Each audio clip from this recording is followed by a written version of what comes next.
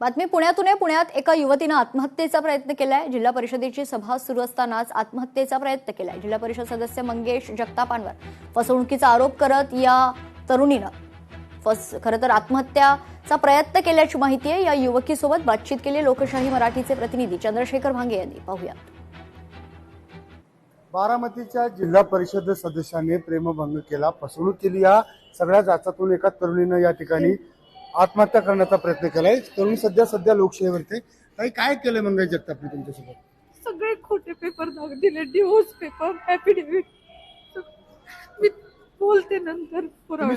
Suicide करायचा प्रयत्न केला, काय कर 3 महिने झालं थांबले मी आणि तो फरार आहे। तिकडे पळ तिकडे पळ। तुम्हाला लग्नाचं आमिष दाखवून वेगवेगळं रिसॉर्ट बुक केलंय पर त्याने लग्नासाठी। 29-30 एप्रिल तारीख होती लग्नाची। तो अगोदरच सगळे डॉक्युमेंट फेक आहे।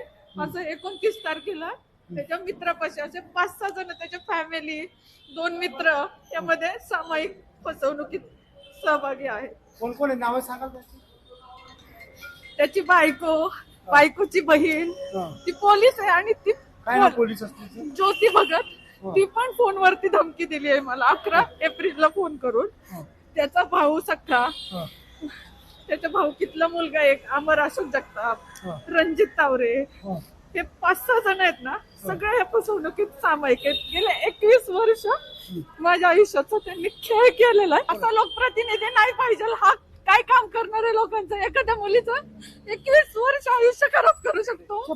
मला लग्न करून दिलं नाही, मला काहीच करून दिलं नाही। आता करू, उद्या करू। 17/1/2026 ला त्याचा डिवोर्स झालेले पेपर दिलेत मला।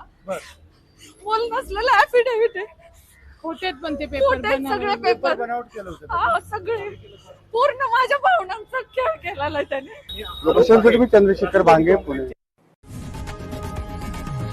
लोकशाही मराठी ऐका, पहा, जागरूक रहा।